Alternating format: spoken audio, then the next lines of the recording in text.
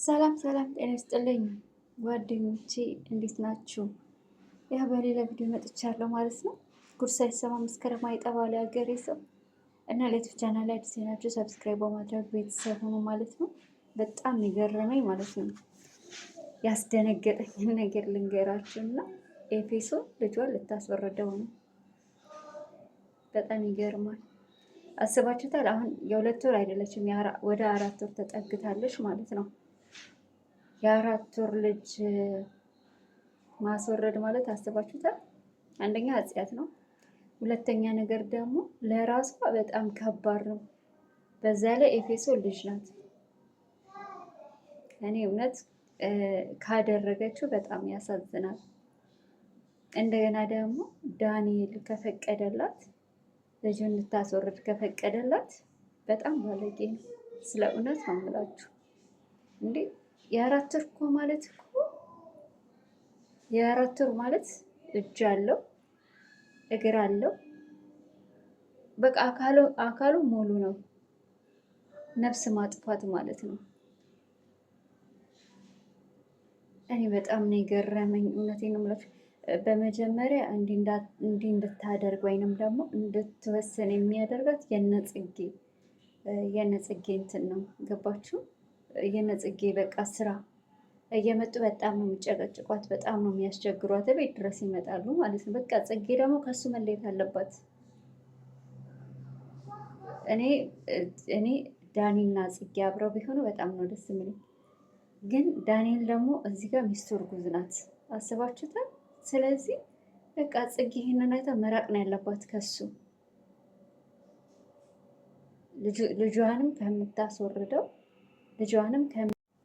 ልጇንም ከምታስወርደው ማለት ነው። ለሁለቱ ሰላም ሲባል እነ ጽጌ ቤቷ ለምን ይሄዳሉ? መሄድ የለባቸውም። ሲጀመር እሱ ለምንድን ነው የሚያስገባቸው? እንጂ በጣም ነው የሚገርመው እውነት። እንዲህ የ4 ወር የ4 ወር አይደለም የ4 ወር ይቅርና የ1 ወር ልጅ ማስወረድ ራሱ በጣም ትልቅ ኃጢአት ነው። እንዴ በጣም ከባድ ነው።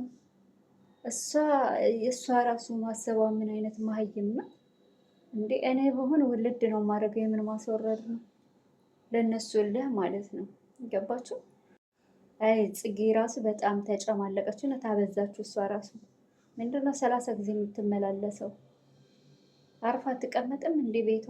በቃ እሷ ወይ ሌላ ጓደኛ ነው የሚያዝ ያለባት እንጂ እሱ የራሱን ህይወት እየኖረ ነው። በቃ አንድ ሰው የራሱን ህይወት እየኖረ እስካለ ድረስ መተው ነው ያለበት። ገባችሁ?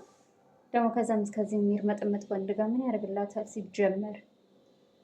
እና በቃ እኔ ቢታረቁና አብረው ቢሆኑ ከጽጌ ጋር ደስ ይለኛል። ግን አሁን ኤፌሶን እርጉዝ ናት፣ የ4 ወር እርጉዝ ናት። የ4 ወር እርጉዝ ሆና ደግሞ ከእሷ ጋር አብሮ መቀጠል ወይም ደግሞ መታረቁ በጣም ከባድ ነው ለኔ። የእናንተን ሀሳብ አላውቅም። እና ጽጌ ብታርፍ የልጅቷን ህይወት ባታበላሽ መልካም ይመስለኛል ማለት ነው እንደኔ። ሲጀመር እኮ እንትና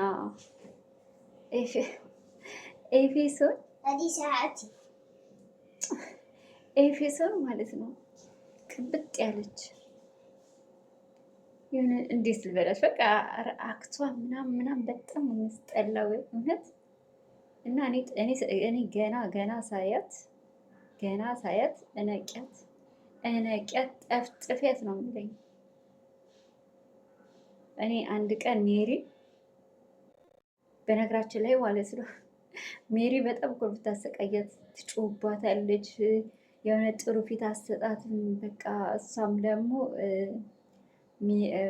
እኔ ሜሪ ማለት ነው ሴጣን እኮ ናት። በቃ ገና ስታያት ኤፌሶን ራሱ ገና ስታያት ሳትነካት እኮ ነው የምትጮሁ። ገና ሳትነካት ስታያት ነው የምትጮሁ። እና ዳንኤል ደግሞ በጣም ከሚገርመው ነገር ሜሪን በጣም ነው የሚፈራት፣ ከምላችሁ በላይ ይፈራታል፣ ያከብራታል። እና እኔ ኤፌሶን ግን ኬት ነው ግን የተገናኙት ዳንኤል እና ኤፌሶን? ሲጀመር እንትና ሜሪ ናት ያስተዋወቀቻቸው ማለት ነው። ሁለቱ ግን ለዳንኤል በጣም ከባድ ነው። ዳንኤል ደግሞ ትዕግስተኛ ነው ካያችሁት። በቃ ከጽጌ በነገራችን ላይ በጣም ኃይለኛ ነው ታውቃላችኋል። ኤፌሶን ምላስ ብቻ ነው ያለት የሆነች የመቅለስ ለሱ የመጨማለቅ ነው እንጂ ይሄና ኃይለኛ አትባልም። ዳንኤል ገና ሲናገራት አንገቷን የምትደፍ፣ ጽጌ ግን እኩል ነው የምትሳፈጥና አብራ አደገ ምናምን ስለሆኑ ማለት ነው። በነገራችን ላይ ማለት ነው ጽጌና ዳኒ እኛ ሰፈር ናቸው። አብሮ አደግ አብሮ የተማሩ ትናንት ቪዲዮ ሰርችበታል። አብሮ ተምሮ አብሮ ያደጉ በጣም እነ ቶፊቅ ምናምን አብሮ አደግ ናቸው። በአጠቃላይ ከእነሱ ጋር ጀማ ሆነው የሚሰሩት አጠቃላይ እኛ ሰፈር ናቸው። እነ ብሩኬ ምናምን ማለት ነው። እና ግን እኔ ኤፌሶንን አላውቃትም። እኛ ሰፈር አትመስለኝም። እሷ ከየት ነው የመጣችው? ምክንያቱም የመሳለሚያ ልጅ እንደዚህ ቅብጥ የሆነ ጭምልቅ ያለ ሰው አታገኙም። ስለ እውነት ነው የምላችሁ። ኤፌሶ ከየት እንደተገኘች ባወቅን ኬት እንዳመጣት ወይንም ደግሞ ሜሪ ኬት እንዳመጣቻት እና እንዳስተዋወቀቻት ብትነግር በጣም ደስ ይለኛል። እውነቴ ነው የምላችሁ።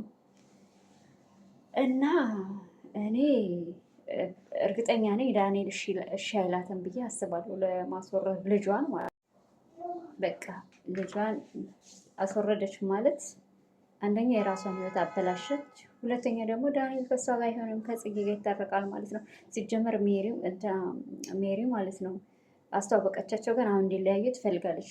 በፍጹም ከኤፌሶን ጋር አብረው እንዲኖሩ አትፈልግም። በፍጹም በቃ እሷ ለጽጌ ነው የምታስበው። ሲጀመር ጽጌን ያለያየቻት እኮ ሜሪ ናት። እንትና ማናት? አዎ ሜሪ ናት ያለያየቻቸው። ስለዚህ አሁን ደግሞ ኤፌሶንን ትቶ በቃ ከእንትና ጋር እንዲቀጥል ትፈልጋለች ማለት ነው፣ ከጽጌ ጋር። ጽጌ ራሱ በጣም ነው የምትወደው። ግን እንዲህ አይነት ወንድ ድፍት ብታረጉት ብትገሉት ምርጫዬ ነው፣ የኔ ማለት ነው። እናንተን ሀሳብ አላውቅም። እና እኔ ኤፌሶን በቃ ልጇን ባታስወረደውና አርፋ ተቀምጣ ወይንም ደግሞ ወልዳ ልጇን ይዛ ወደ ቤተሰብ ከሄደ ከዛ እሱ ዳንኤል እንደፈለገ ይሁን፣ ከፈለገ ይገልበጥ፣ ከፈለገ ባናት ይተከል። እውነቴን ነው የምላችሁ። እንዴ ልጅ እኮ ማለት ስጦታ ነው። በዛ ላይ ከምትወዱት ከምታፈቅሩት ሰው ማለት ነው። አሁን ኤፌሶን በቃ በጣም ነው የምታፈቅረው፣ በጣም ነው የምትወደው። ገባችሁ? እንደውም ጽጌ ያለመውለዷ ራሱ በጣም የሚያናድደው እና ሩታ ናት ያወቀችበት።